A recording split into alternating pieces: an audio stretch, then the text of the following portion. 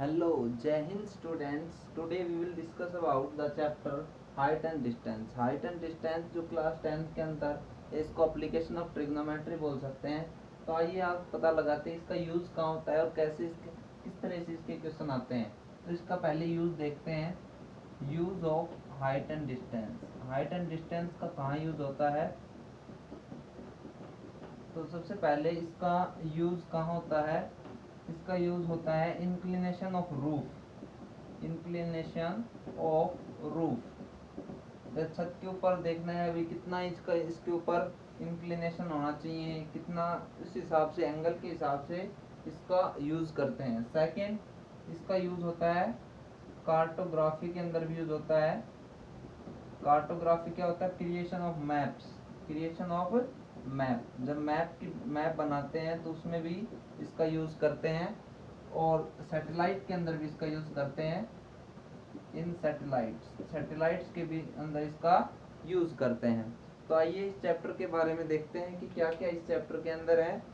तो देखो इधर जो हमारा सबसे फर्स्ट जो पॉइंट आता है वो आता है angle of elevation and angle of depression. Angle of elevation क्या होता है और एंगल ऑफ डिप्रेशन क्या होता है? एंगल ऑफ एलिवेशन, तो एंगल ऑफ एलिवेशन क्या होता है? ये हॉरिजॉन्टल लाइन होती है। ये क्या होती है? Horizontal line, horizontal line. और ये वाली लाइन क्या होती है? Line of site, line of site, line of site.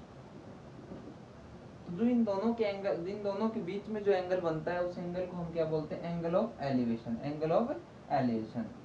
The angle makes, the angle makes, the angle makes by line of sight, line of sight and horizontal line, horizontal line is called angle of elevation, angle of elevation, angle of elevation। Angle of elevation के case में क्या होता है? हम उसको, हम नीचे खड़े होते हैं, हम उसको ऊपर की तरफ देखते हैं, ऊपर की तरफ देखते हैं। और एक आता है एंगल ऑफ डिप्रेशन। डिप्रेशन का मतलब ही क्या होता है? नीचे की तरफ देखना। एंगल ऑफ डिप्रेशन, डिप्रेस में जाना। आपने सुना होगा भी बहुत, ये लोग डिप्रेस में चले गए। डिप्रेस का मतलब वो नीचे की तरफ चले गए। तो एंगल ऑफ डिप्रेशन के केस में क्या होता है? ये हॉरिजॉन्टल लाइन होती है, हॉरिजॉन्टल लाइन। और ये वाली लाइन क्या होती है? Line of site, line of site. मतलब कोई आदमी बिल्डिंग के ऊपर खड़ा है और नीचे की तरफ देख रहा है, नीचे की तरफ देख रहा है, तो वो क्या माना जाएगा? Angle of depression. इसके अंदर भी यही डेफिनेशन होगी कि जो हॉरिजॉन्टल लाइन और लाइन ऑफ साइड के बीच में जो एंगल बनता है उसको हम क्या बोलते हैं? Angle of depression. I hope आपको समझ आ गया होगा एंगल ऑफ एलिवेशन और एंगल ऑफ डिप्रेशन। एलिवेशन ऊपर देखना और डिप्रेशन नीचे की तरफ देखना। ठीक है, आइए अब क्वेश्चन करते हैं। आपको पता लग जाएगा क्वेश्चन से किस टाइप के क्वेश्चन आते हैं इसके अंदर। लाइक एक क्वेश्चन करता हूं, ए वर्टिकल पोल, ए वर्टिकल पोल।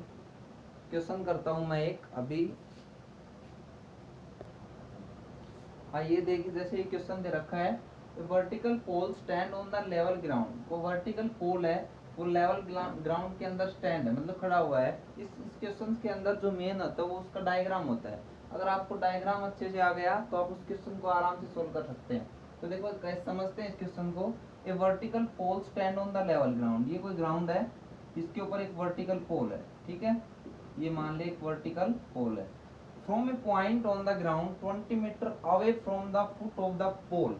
अब ये देखो लाइन को पढ़ो, foot of the pole, foot of the pole ये हो गया। अभी क्या है? 25 मीटर अवे, 25 मीटर अवे मतलब दूर है, दूर कोई पॉइंट है, 25 मीटर दूर कोई पॉइंट है पोल से।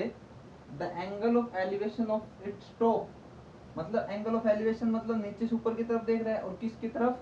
टॉप, जो पोल का टॉप है उसकी तरफ। और कितने का एंगल बना रहा है? 60 का एंगल बना रहा है। तो find the height of the pole, तो हमें इसकी हाइट फाइंड आउट करनी है, पोल की हाइट फाइंड आउट करनी है। ठीक है, देखो इधर बिल्कुल इजी क्वेश्चन है। इसको ए पॉइंट मान लो, इसको बी और इसको सी। ठीक है, तो हाइट ऑफ पोल को क्या मान लेते हैं? एच। लेट हाइट ऑफ पोल क्या मान ली मैंने? h मीटर, क्या मान ली मैंने, h मीटर, ठीक है। अब देखो इन ट्रायंगल ABC, अब ABC के ऊपर राइट एंगल ट्रायंगल है, ठीक है।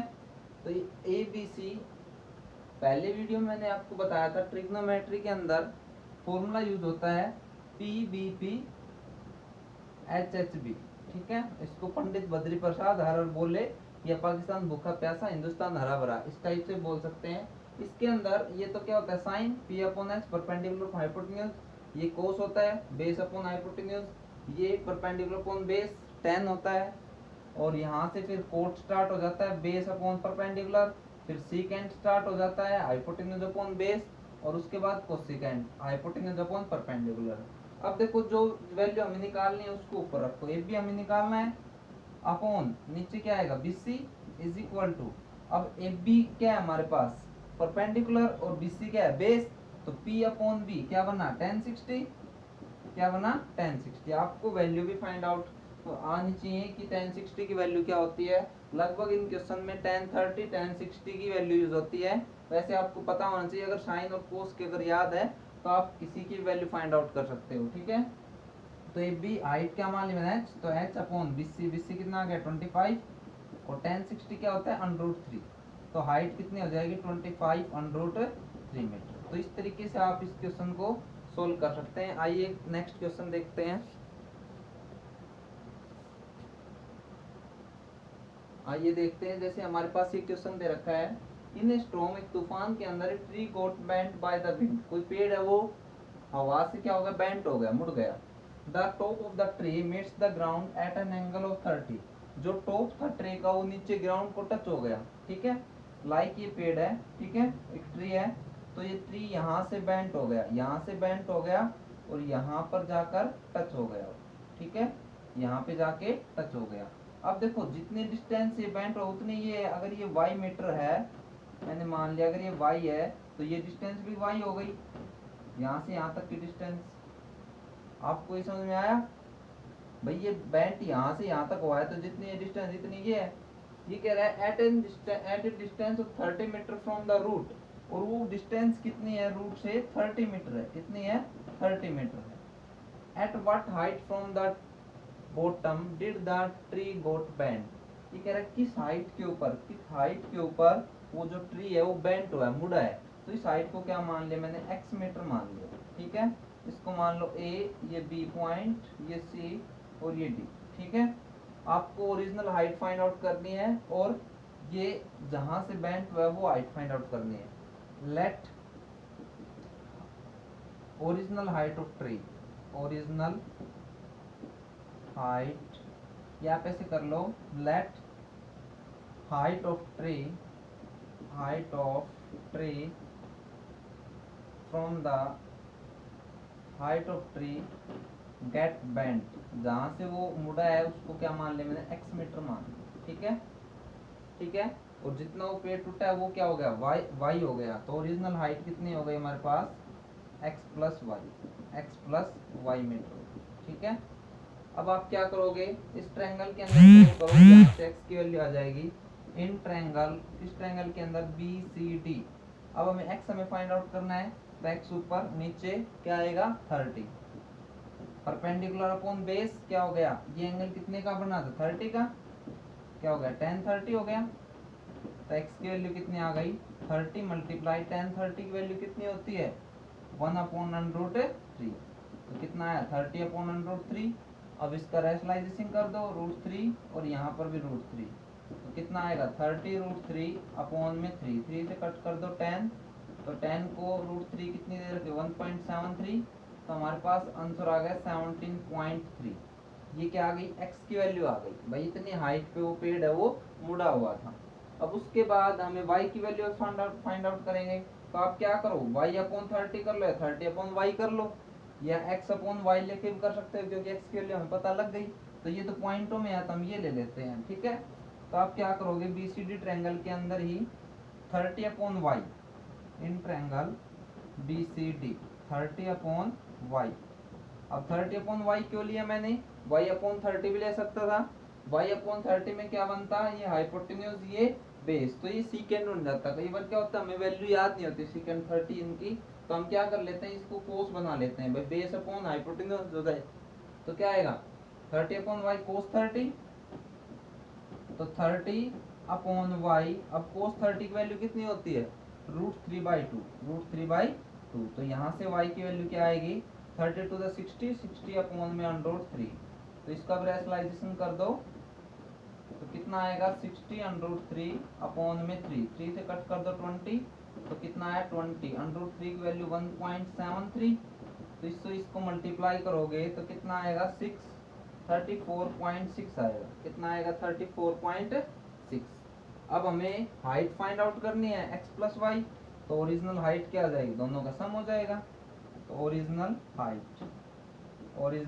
हाइट ऑफ ट्री तो कितना हो जाएगा 17.3 प्लस 34.6, तो कितना आएगा 951.9, मतलब अप्रोक्स 52 मीटर के आसपास आते हैं। ठीक है, आई होप आपको समझ आया होगा भाई ये कैसे यहाँ से पेड़ टूटा है यहाँ टच हुआ है, तो ये डिस्टेंस बराबर है, तो इस ट्रायंगल से हम x की वैल्यू निकालेंगे, इसी से y की दोनों को ऐड कर देंगे। आइए एक नेक्स्ट क्वेश्चन देखते हैं।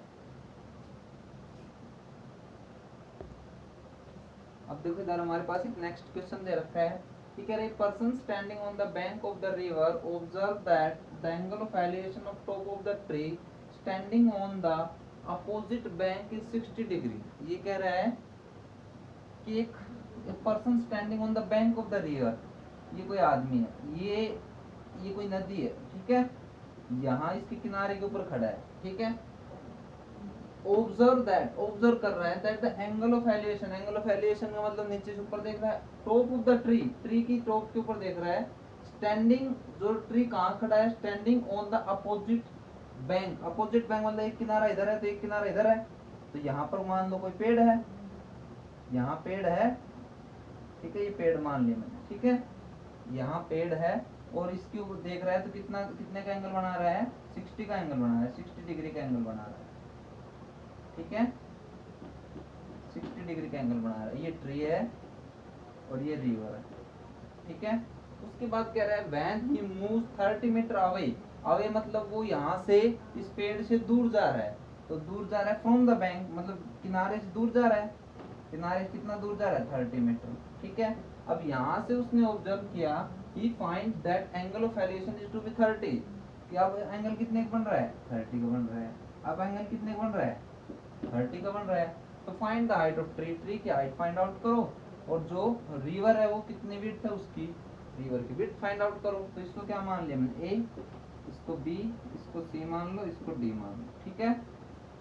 तो लेट हाइट ऑफ ट्री क्या मान लिया मैंने h मीटर मान लिया, ठीक है, ये क्या मान लिया मैंने h मीटर मान लिया, ठीक है, और विड्थ ऑफ रिवर क्या मान लिया मैंने, विड्थ ऑफ रिवर क्या मान लिया मैंने x मीटर मान लिया, यहाँ से यहाँ तक की डिस्टेंस कितने मान लिए मैंने x मीटर मान लिया। अब देखो इधर एंगल दो हैं और दो ही ट्रायंगल हैं, तो दोनों का यूज होगा, तो पहले हम इन ट्रायंगल ABC का यूज कर लेते हैं, या कंप्लीट का इन ट्रायंगल ABC, कोई भी पहले ट्रायंगल यूज कर लो, इन ट्रायंगल ABC। अब देखो h और x आपको दोनों ही नहीं पता, बट यहाँ से आपके पास क्या आ जाएगा h और x के बीच में रिलेशन आ जाएगा, ठीक है, तो क्या आएगा h upon x is equal to क्या बनेगा tan 30 बनेगा, h अपॉन x tan 30 नहीं tan 60, ट्रायंगल ABC की बात हो रही है तो tan 60 का बनेगा, तो h की वैल्यू क्या आएगी x और tan 60 की वैल्यू √3, तो क्या बनेगा हाइट कितनी आएगी 103x मीटर, यहाँ से दोनों बीच में रिलेशन आ गया। अब कंप्लीट ट्रायंगल ले लेते हैं, इन ट्रायंगल कंप्लीट क्या है ABD, यहाँ से हमें AB ऊपर तो H ऊपर, नीचे पूरा BD, तो BD कितना x plus 30 is equal to tan 30 की वैल्यू 1/√3, यहाँ तक समझ में आ गया भाई। कंप्लीट ट्रायंगल को लिया मैंने H ऊपर और नीचे 30 plus x is equal to 1/√3, cross multiply कर दो तो x plus 30 is equal to h√3। अब h की वैल्यू कितनी है √3x, तो यहाँ वैल्यू पुट कर सकता हूँ मैं x प्लस 30, h की वैल्यू पुट करो √3x, अब 1√3 को 1√3 से मल्टीप्लाई करेंगे 3 तो 3x आ जाएगा, x उधर गया तो क्या बचेगा 2x इज इक्वल टू 30, तो यहाँ से x की वैल्यू कितनी आएगी 15 आ जाएगी। x की वैल्यू कितनी आ जाएगी 15। तो मतलब हमारे पास जो रिवर की विड्थ है वो कितनी है 15 मीटर है। कितनी है 15 मीटर है। अब इसने क्या पूछा है हाइट भी पूछी है। अब x की वैल्यू यहाँ पुट कर दो। x की वैल्यू कितनी आ जाएगी √3 इंटू में 15। √3 की वैल्यू रख सकते हो तो कितना है 1.73 मल्टीप्लाई बाय 15। तो 15 से मल्टीप्लाई कर दो 15 3 जा 45 4 कैरी 15 7 105 109 10 कैरी 25 तो 25.95 ये क्या आ गया हाइट ऑफ ट्री। तो इस तरीके से आप फाइंड आउट कर सकते हैं। मैं आपको जो मेन क्वेश्चंस हैं वो बताऊंगा, हर एक डायग्राम बताऊंगा अलग अलग टाइप के। ये नहीं इसी टाइप के क्वेश्चन और बता ऐसा नहीं है, आपको अब अलग टाइप का डायग्राम बताऊंगा। तो ये इंपॉर्टेंट क्वेश्चन मैं करवा रहा हूँ, ठीक है। आई होप आपको समझ आ रहे होंगे। अब नेक्स्ट क्वेश्चन देखते हैं। आइए देखते हैं नेक्स्ट क्वेश्चन। जैसे हमारे पास ये क्वेश्चन दे रखा है स्टैचू 1.5 मीटर टाल। स्टैचू कोई मूर्ति है, stand on the top of the pedestal. ये किसी पेडेस्टल, ये भी कोई हाइट है, पेडेस्टल के ऊपर खड़ी कोई स्टैचू है 1.5 मीटर। मतलब हमें पता लग गया कि पेडेस्टल नीचे है और स्टैचू वो ऊपर है, ठीक है। तो ये मान लिया मैंने पेडेस्टल है यहाँ से यहाँ तक, और यहाँ से यहाँ तक क्या है ये स्टैचू है 1.5 मीटर, ठीक है। अब ये कह रहा है from a point top of the pedestal from a point on the ground. Ground के ऊपर कोई पॉइंट है। The angle of elevation of the top of the statue. अब स्टैचू का टॉप तो ये है, angle of elevation of top of the statue is 45। मतलब क्या कह रहे हैं from a point on the ground, कोई भी ग्राउंड के ऊपर कोई पॉइंट है, वहां से एंगल ऑफ एलिवेशन स्टैचू के ऊपर, वहां से एंगल ऑफ एलिवेशन कितने का बन रहा है 45 का बन रहा है। कितने का बन रहा है 45। आई होप आपको यहाँ तक समझ में आ गया। डायग्राम थोड़ा सीधा कर देता हूँ मैं, ठीक है। तो यहाँ से ये पेडेस्टल की हाइट हो गई और ये स्टैचू की हाइट हो गई, ठीक है। उसके बाद क्या कर रहा है and from the same point. अब सेम पॉइंट इसी पॉइंट से the angle of elevation and the top of the pedestal. अब पेडेस्टल तो ये वाला है और स्टैचू पर वाला, तो इसका टॉप तो ये हो गया। अब यहाँ से एंगल ऑफ एलिवेशन कितने का बन रहा है 30 डिग्री का। कितने का बन रहा है 30 डिग्री का। Find the height of pedestal. तो आपको पेडेस्टल की हाइट फाइंड आउट करनी है, ठीक है। इसको मान लो ये बी, ये सी और ये डी। लगभग क्वेश्चन मिलेंगे आपको, उसमें क्या मिलेगा एक चीज सेम मिलेगी। जैसे उस डायग्राम में क्या थी हाइट सेम थी, इसमें क्या है बेस सेम आ गया। तो बेस सेम आ गया तो रिलेशन आ जाएगा वैसे ही। तो आप पहले इस ट्रायंगल के अंदर लेंगे, पहले है हाइट मान लेते हैं। Let the height of pedestal, height of pedestal क्या मान लिया मैंने x मीटर मान लिया, h मीटर मान लिया, ठीक है। अब इन ट्रायंगल BCD ट्रायंगल के अंदर जाएंगे BC अपॉन में CD। अब मैं CD क्यों निकाल रहा हूँ क्योंकि कंप्लीट ट्रायंगल लेंगे, उसमें भी CD कुछ तो रिलेशन आएगा CD का। तो क्या आएगा h अपॉन CD। अब CD देखो कुछ भी मान सकते हैं, CD रहने देते हैं। h अपॉन CD क्या बनेगा 1030। 1030 क्या होता है 1/√3। तो यहाँ से CD की वैल्यू कितनी आ गई h√3। इसको क्या मान लो फर्स्ट इक्वेशन। क्यों माननी है क्योंकि CD की वैल्यू कहीं यूज होगी। उसके बाद कंप्लीट ट्रायंगल ले लेते हैं। इन ट्रायंगल कौन सी ट्रायंगल है ACD जो 90 का है वो बीच में आना चाहिए ACD। तो क्या आएगा यहाँ से इसके अपॉन में ये, इसके अपॉन में ये ले लो, इसके अपॉन में ये। परपेंडिकुलर अपॉन बेस लोगे तो 1045 और बेस अपॉन ये लोगे तो कोट 45। और वैल्यू तो वन ही होती है कोट 45 और 1045 की। तो क्या आएगा 1.5 plus h upon CD is equal to 1045 by base perpendicular upon base 1045 की वैल्यू क्या 1। अब यहाँ से CD की वैल्यू कितनी आ गई 1.5 प्लस h, ठीक है। इसको मान लिया मैंने इक्वेशन नंबर। अब ये दोनों CD है, ये दोनों इक्वल होते, ये दोनों भी इक्वल हो गए। तो h√3 is equal to 1.5 plus h। अब h इधर आ जाएगा तो h√3 माइनस 1 हो जाएगा इज इक्वल टू 1.5। भाई h इधर आया, h कॉमन ले लिया। √3 की वैल्यू 1.73। अब 1.73 माइनस 1 तो कितना आया 0.73 इज इक्वल टू 1.5। तो h की वैल्यू कितनी आई 1.5 अपॉन 0.73। अब इसके अप्रोक्स वैल्यू निकाल सकते हो इंटू में 10 और इंटू में 100, ठीक है। 10 से 10 150 अपॉन में 73। ठीक है। अब इसको इससे डिवाइड कर दो, अप्रोक्स वैल्यू आ जाएगी, ठीक है। ऐसे ही अब तो ये किस हाइट आ गई पेडेस्टल की, हाँ दोनों ट्रायंगल की यूज होगा, हाइट हमें निकालनी थी, तो 73 को 150 से डिवाइड कर देना, अप्रोक्सीमेटली कितना आ जाएगा 150, 73 1 पे जाएगा, 73 7 और 7 नहीं 2 पे जा रहा है ना, 2 पे जा रहा है, 2 पे कितना आया 2 3 6, 2 7 146, तो कितना आ गया 4, अब नहीं जा रहा 2.0, अब कितने जाएगा 7 7 जा 49, 7 5 के आसपास, 5 के आसपास जाएगा, मतलब 2.05 आ जाएगा, ठीक है। आई होप आपको समझ आ गया होगा। अब नेक्स्ट क्वेश्चन देखते हैं, आइए नेक्स्ट क्वेश्चन देखते हैं। जैसे क्वेश्चन दे रखा है vertical tower stand on a horizontal plane, कोई टावर है, वर्टिकल टावर है, वो हॉरिजॉन्टल प्लेन के ऊपर है, एंड इज सरमाउंटेड बाय, और उसके ऊपर क्या है, बाय ए वर्टिकल फ्लैग स्टैप, एक फ्लैग स्टैप है, जैसे फ्लैग मतलब झंडे का कुछ ऊंचाई, उसकी हाइट क्या है h, at a point on the plane the angle of elevation of the bottom and the top of flagstaff are alpha and beta. अब ये कह रहा है जो टॉप के साथ जो एंगल बना रहा है वो तो अल्फा बना रहा है, बॉटम के क्या कह रहा है angle of elevation of the bottom and the top of the flag step, तो बॉटम के साथ तो अल्फा का बना रहा है और टॉप के साथ बीटा का respectively. Prove that the height of tower, आपको हाइट ऑफ टावर प्रूव करनी है h tan alpha upon tan beta minus tan alpha. अब इस टाइप के क्वेश्चन देखते ही कई बच्चे घबरा जाते हैं, इसमें तो ना तो कोई हाइट मतलब tan मतलब उसके न्यूमेरिकल वैल्यू नहीं दे रखी, तो आप इसमें ज़्यादा घबराने बात नहीं है, आपको सिर्फ वैल्यू पुट करनी है, सेम वैसा ही क्वेश्चन है। तो आप क्या करो, वर्टिकल टावर तो ये हो गया, टावर की हाइट मान ली मैंने h मान ली, ठीक है, ये वर्टिकल टावर हो गया, स्टैंड ऑन एक प्लेन के ऊपर है, एंड इज सरमाउंटेड बाय, इसके ऊपर एक फ्लैग स्टेप है, यहाँ से यहाँ तक एक फ्लैग स्टेप है, ठीक है, यहाँ से यहाँ तक क्या है एक फ्लैग स्टेप है, ठीक है, ये क्या है फ्लैग स्टेप, ठीक है। इसकी हाइट कितनी दे रखी है h दे रखी है, यहाँ से यहाँ तक छोटा h small h, at a point on the plane the angle of elevation of the bottom and the top, भाई यहाँ पर कोई पॉइंट है, ठीक है। अब क्या कह रहा है बॉटम के साथ तो अल्फा बना रहा है, तो फ्लैग स्टेप का बॉटम तो यही है, तो इसके साथ अल्फा का हो गया, और टॉप के साथ कितने का बना रहा है बीटा का बना रहा है, तो ये क्या हो गया इसका बीटा हो गया कंप्लीट, ठीक है। आपको क्या फाइंड आउट करना है, find the height of the tower, tower की हाइट ये आनी चाहिए, हमें प्रूव करना है, ठीक है। तो इसको क्या मान लिया मैंने a, इसको क्या मान लिया b, इसको c और इसको d, तो इसके अंदर सेम वही डायग्राम पहले क्वेश्चन वाला, तो आप सी डी है वो कॉमन है, तो सी डी निकाल लो। तो आप क्या करो इन ट्रायंगल, आप पहले ही मान लेना late height of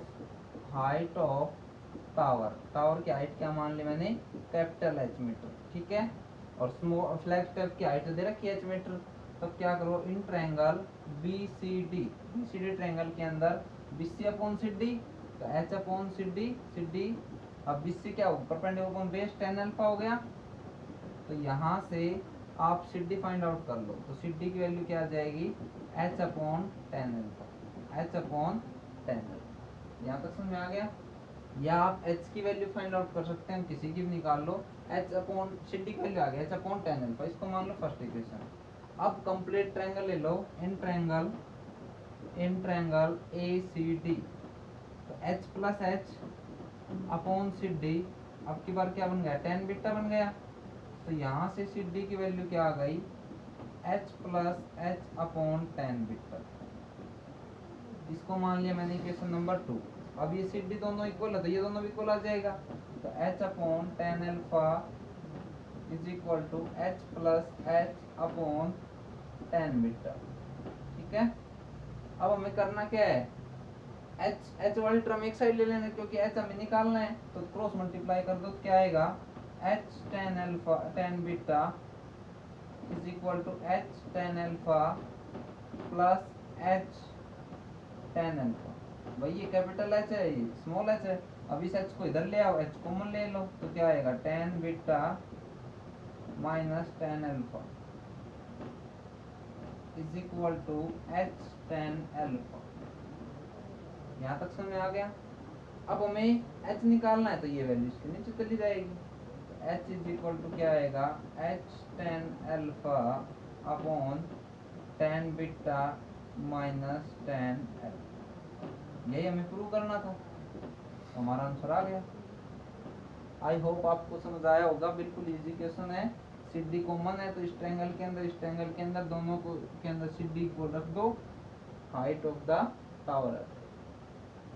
I hope. अब नेक्स्ट क्वेश्चन देखते हैं। आइए नेक्स्ट क्वेश्चन देखते हैं। इसके अंदर आपको फाइंड द एंगुलर एलिवेशन, आपको एंगल फाइंड आउट करना है। Option when the shadow of a 10 metre long pole, 10 metre को लॉन्ग पोल है, ठीक है, और यहाँ मान लो सन है, तो इसकी शैडो कितनी है। अब यहाँ इसके ऊपर शैडो तो नीचे बनेगी, शैडो कितनी आ रही है 10√3, ठीक है। तो आपको ये बताना है भाई कितने एंगल के ऊपर बन रही है, कितने डिग्री का एंगल है, ठीक है, एंगल निकालना है। तो बिल्कुल इजी है, ये ABC मान लो 10, ये AB/BC हो जाएगा, AB/BC 10 थीटा बन जाएगा। तो AB की वैल्यू 10 है और BC की वैल्यू 10√3 है और 10 थीटा। अब इससे कैंसिल, 1/√3 कितने पे होते हैं 10/30 पे, ये 10 थीटा, तो थीटा की वैल्यू कितनी आ गई 30। बिल्कुल इजी क्वेश्चन था, 1-2 नंबर में आ जाता है कई बार। अब नेक्स्ट क्वेश्चन देखते हैं। आइए नेक्स्ट क्वेश्चन देखते हैं। ये देखता है from the top of the building, from the top of the building, किसी की बिल्डिंग के टॉप से 60 मीटर हाइट है उस बिल्डिंग की, द एंगल ऑफ डिप्रेशन। अब एंगल ऑफ डिप्रेशन की बात आ गई, डिप्रेशन की बात आ गई, तो मतलब वो बिल्डिंग से नीचे की तरफ देख रहा है, नीचे की तरफ देख रहा है, किसके कहाँ देख रहा है, top and the bottom of the tower, tower के टॉप की तरफ और टावर के बॉटम की तरफ। तो हमें ये पता लग गया टावर है वो छोटा है और जो बिल्डिंग है वो बड़ी है। तो ये 60 मीटर हाइट की कोई बिल्डिंग हो गई और ये कोई टावर हो गया, ठीक है भाई। अब ये कह रहा है भाई टावर के बॉटम से और टावर के टॉप से तो 30 बना रहा है, तो टावर का टॉप ये हो गया, तो ऊपर से नीचे की तरफ देख रहा है, तो ये तो कितने का हो गया 30 का है, तो ये भी कितने का हो गया 30 का हो गया। और क्या कह रहा है, टावर के किससे, बॉटम से कितने का बन रहा है 60 का, कितने का बन रहा है 60 का, ठीक है भाई। आपको फाइंड करनी है, क्या फाइंड करनी है, find the height of tower, tower की हाइट फाइंड आउट करनी है। तो ये A, ये B, ये C, ये D और ये E, ठीक है। लेट हाइट ऑफ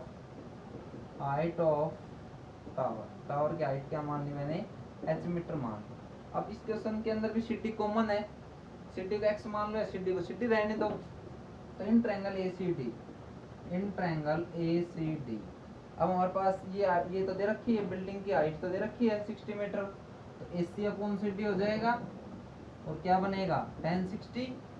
तो AC की वैल्यू क्या है 60 और CD हमें निकालना है 1060 की वैल्यू √3। तो यहाँ CD की वैल्यू क्या आएगी 60/√3, √3 से रैशनलाइजेशन कर दो तो क्या आएगा 60√3/3, 3 से कट कर दो 20, तो क्या आया 20√3। CD की वैल्यू आ गई। अब CD और B दोनों इक्वल हैं, जितनी CD की लेंथ होगी उतनी B की होगी, तो B की भी कितनी आ गई 20√3 मीटर। अब इस ट्रायंगल को सोल्व कर लेते हैं, इन ट्रायंगल ABE। अब मैं क्यों कर रहा हूँ ऐसा AB को सोल्व, क्योंकि AB को सोल्व करने पर हमें AB की हाइट पता लग जाएगा। अब AB की हाइट आ गई तो 60 में से AB सब्ट्रैक्ट कर देंगे, BC आ गई, BC जितनी है उतनी D हो जाएगी क्योंकि D और BC इक्वल है। अब यहाँ से AB के अंदर AB/B क्या बनेगा 1030।